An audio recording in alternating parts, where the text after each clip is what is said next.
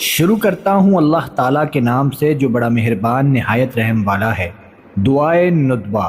عید الفطر اور عید الاضحیٰ، عید غدیر اور روز جمعہ، اس دعا کا پڑھنا مستحب ہے۔ تمام تعریفیں اس اللہ کے لیے ہیں جو عالمین کا پروردگار ہے،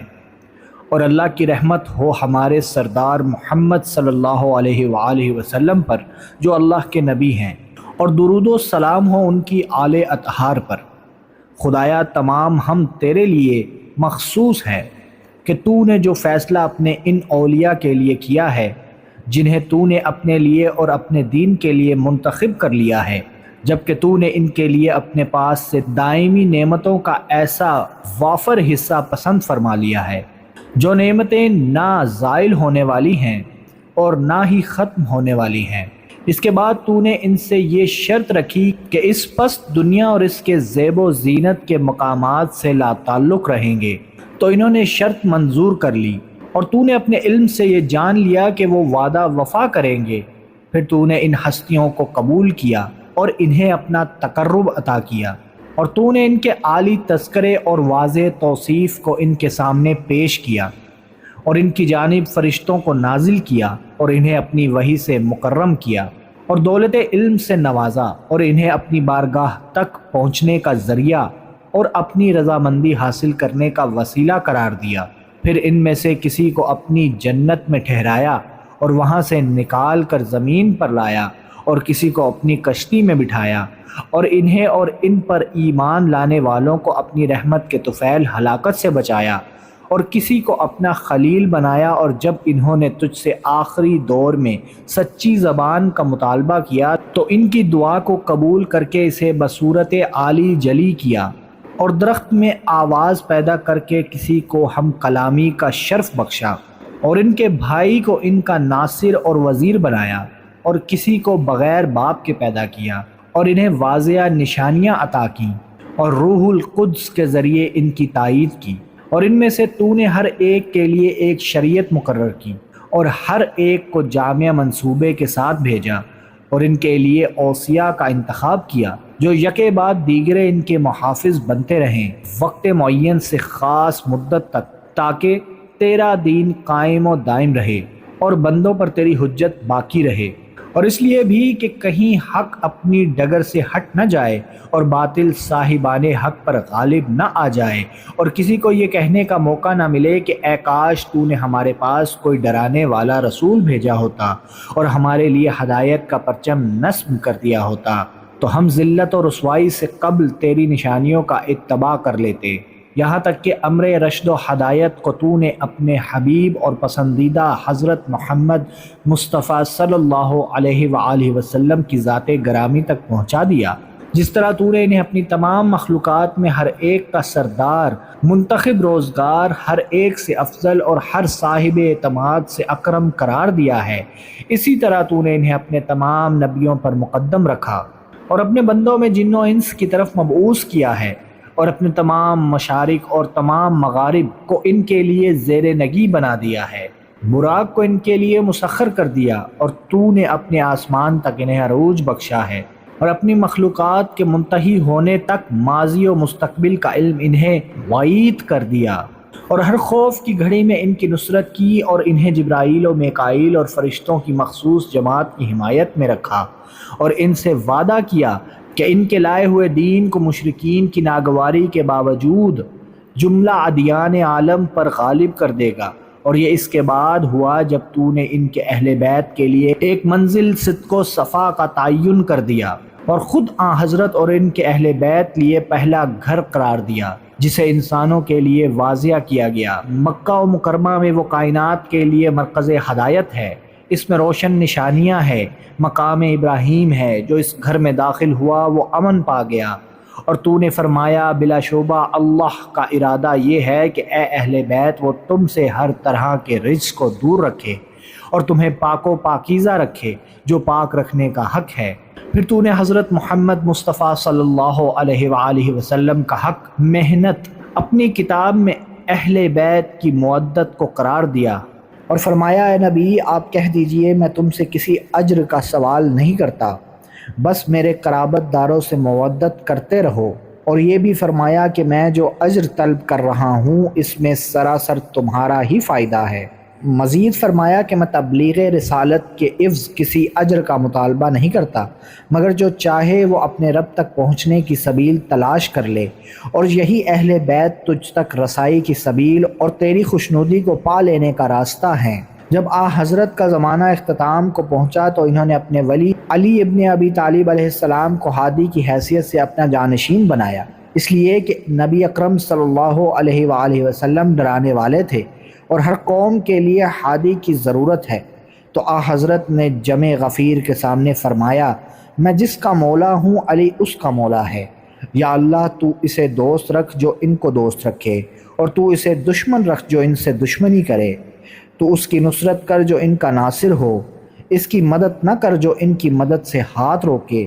اور فرمایا میں جس کا نبی ہوں علی اس کے امیر ہے۔ اور پھر فرمایا میں اور علی ایک ہی درخت سے تعلق رکھتے ہیں اور دیگر افراد مختلف درختوں سے پیوند رکھتے ہیں۔ اور حضرت صلی اللہ علیہ وآلہ وسلم نے علی علیہ السلام کو وہی مقام عطا کیا جو ہارون علیہ السلام کا موسیٰ علیہ السلام کے نزدیک تھا، اور فرمایا اے علی علیہ السلام تم کو مجھ سے وہی منزلت حاصل ہے جو ہارون کو موسیٰ علیہ السلام سے تھی، مگر میرے بعد کوئی نبی نہیں ہوگا۔ اور ان کی شادی کر دی اپنے لخت جگر کائنات کی عورتوں کی سردار سے، اور ان کے لیے مسجد میں آمد و رفت اسی طرح روا رکھی جس طرح خود ان کے لیے جائز تھی، اور سب کے دروازے مسجد میں جانے کے لیے بند کر دیے سوائے علی علیہ السلام کے دروازے کے۔ پھر انہیں اپنا علم و حکمت ودیعت کر دیا اور فرمایا میں علم کا شہر ہوں اور علی اس کا دروازہ ہے۔ جسے شہر تک رسائی حاصل کرنی ہو اور حکمت مطلوب ہو، اسے چاہیے کہ دروازے سے آئے۔ فرمایا اے علی علیہ السلام تم میرے بھائی وسیع اور وارث ہو،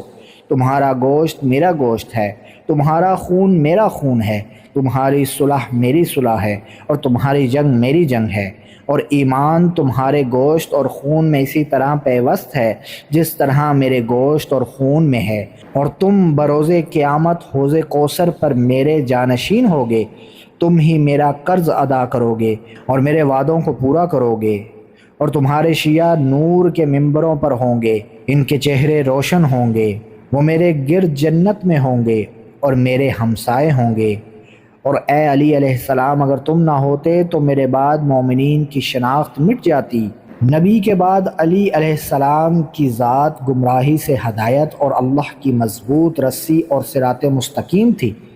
ان کے علاوہ پیغمبر کا کوئی ایسا قریبی رشتہ دار نہ تھا، اور نہ ہی کوئی سابق فی الاسلام تھا، اور نہ ہی کوئی ایسا فرد تھا جس کے فضائل نبی اکرم صلی اللہ علیہ وآلہ وسلم کے فضائل سے متصل ہوں۔ وہ رسول اکرم صلی اللہ علیہ وآلہ وسلم کے نشانات قدم پر گامزن رہا ہو، اور وہ تعویل قرآن کے لیے جنگیں کرے اور اللہ کی راہ میں کسی ملامت کرنے والے کی ملامت سے متاثر نہ ہو۔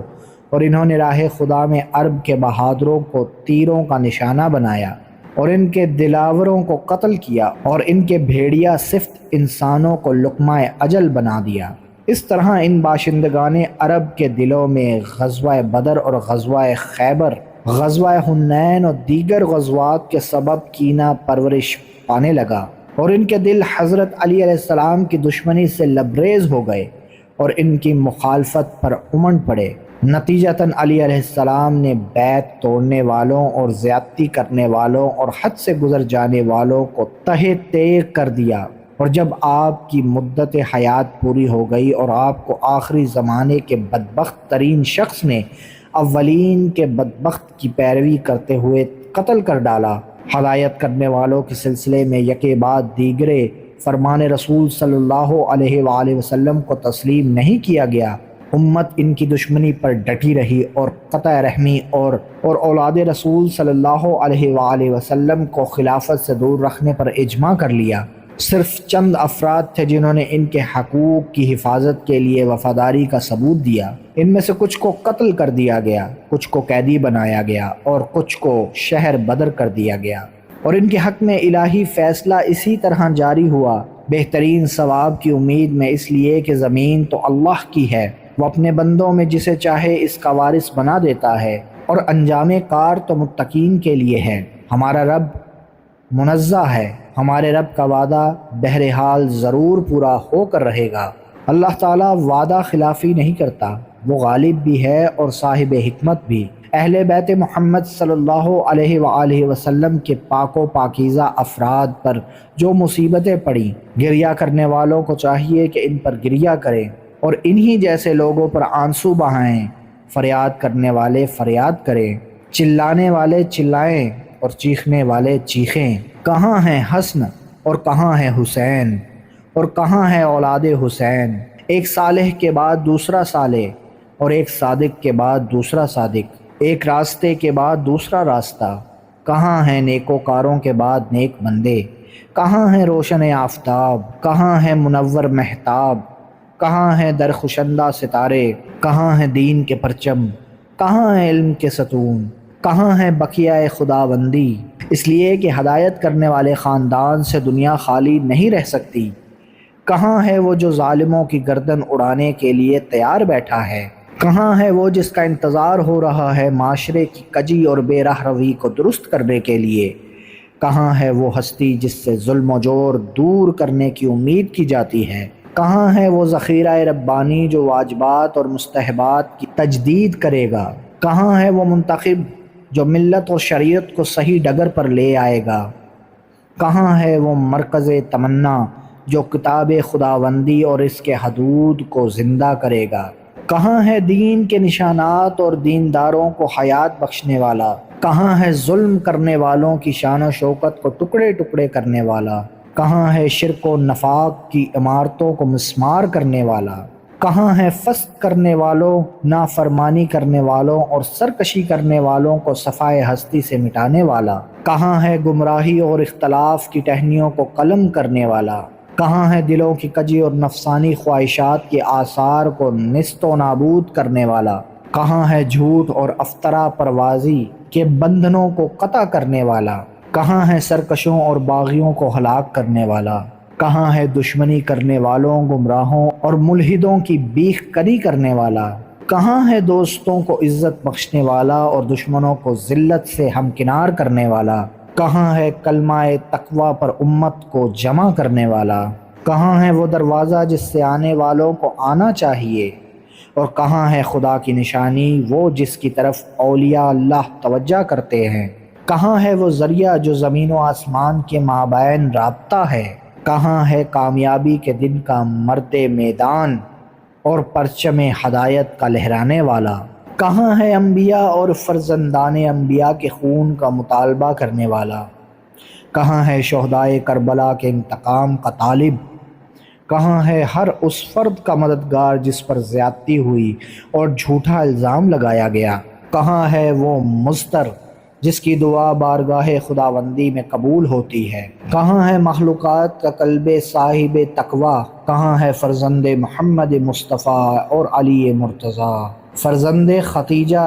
طاہرہ اور فرزند فاطمہ کبریٰ؟ میرے ماں باپ اور میری جان آپ پر فدا اور قربان ہو۔ اے مقربین سادات کے فرزند، اے محترم شرفاء کے دل بند، اے ہدایت یافتہ رہنماؤں کے نور نظر، اے مہذب نیکوکاروں کے لختے جگر، اے اعلیٰ نسب سرداروں کے فرزند، اے پاک و پاکیزہ منتخب ہستیوں کے فرزند، اے برگزیدہ صاحبان جود و سخا کے فرزند، اے گرامی قدر فیاض رہنماؤں کے فرزند، اے بدر ہائے تابان کے فرزند، اے چراغ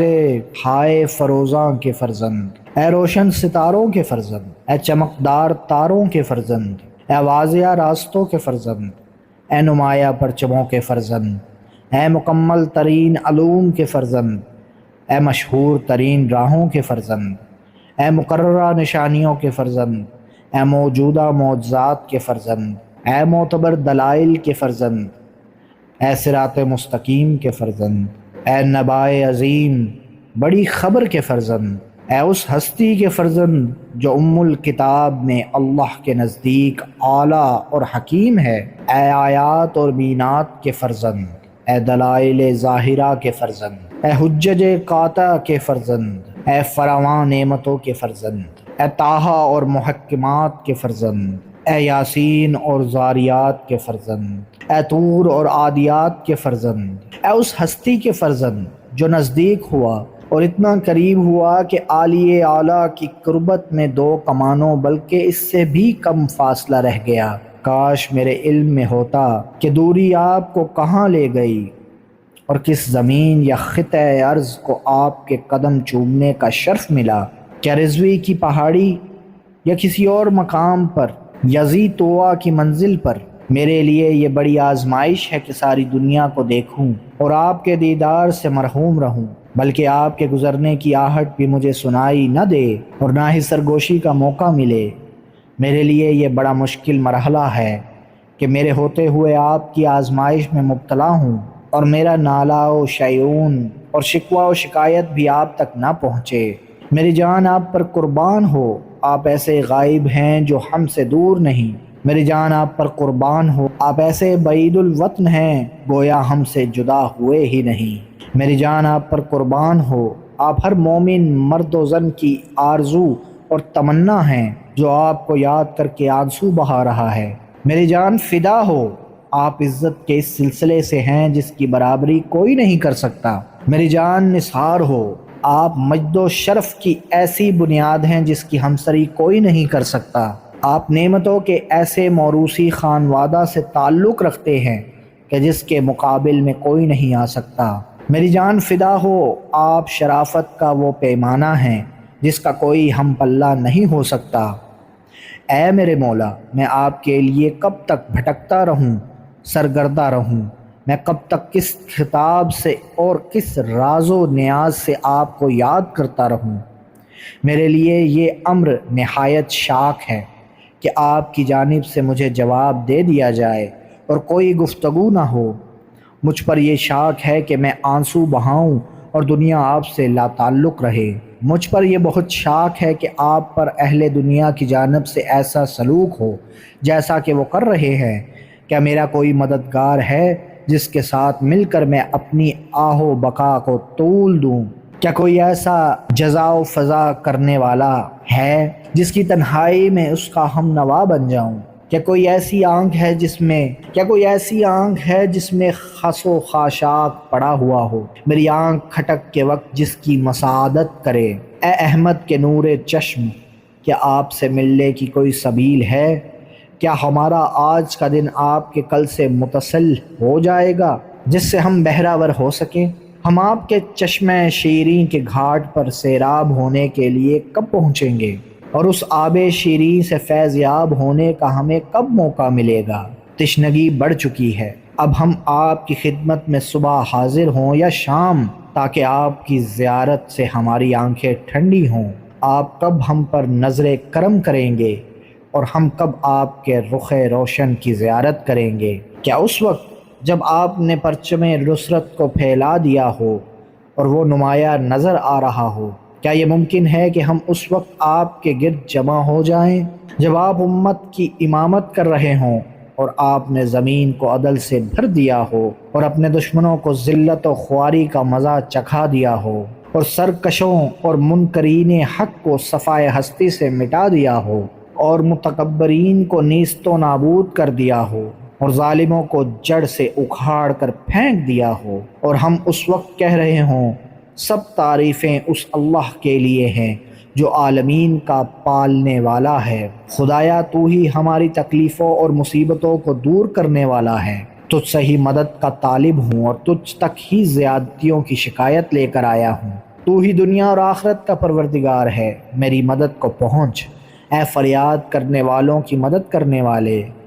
تیرا بندہ حقیر مبتلائے بلا ہے، اے زبردست طاقت والے اسے اس کے مولا کا جلوہ دکھا دے اور ان کے ذریعے غم و عالم کی یورش کو دور فرما دے اور اس کی پیاس کو بجھا دے۔ اے وہ ذات جو عرش کا احاطہ کیے ہوئے ہے اور جس کی جانب ہر ایک کی بازگشت اور انتہا ہے، اور ہم تیرے ادنا غلام تیرے اس ولی کے مشتاق ہیں جس کی زبان پر ہمیشہ تیرا اور تیرے نبی کا ذکر رہتا ہے، جسے تو نے ہمارے لیے محافظ اور ملجا کے طور پر خلق فرمایا ہے اور اسے ہمارے لیے سہارا اور اپنا قرار دیا ہے اور اسے ہم مومنین کا امام بنایا ہے۔ تو ان کو ہمارا تحفہ اور سلام پہنچا دے اور اس طرح اے پروردگار ہماری عزت میں اضافہ فرما اور ان کے ٹھکانے کو ہمارا ٹھکانہ اور جائے قیام بنا دے، اور انہیں ہمارے روبرو لا کر ہم پر اپنی نعمتیں تمام کر دے، یہاں تک کہ تو ہم کو اپنی جنتوں تک لے جائے اور اپنے مخلصین شہداء کی رفاقت میں ہمیں جگہ دے دے۔ خدایا تو رحمت نازل فرما محمد صلی اللہ علیہ وآلہ وسلم پر اور آل محمد صلی اللہ علیہ وآلہ وسلم پر، اور رحمت نازل فرما محمد صلی اللہ علیہ وآلہ وسلم پر جو ان کے جد اور تیرے رسول سردار اکبر ہیں،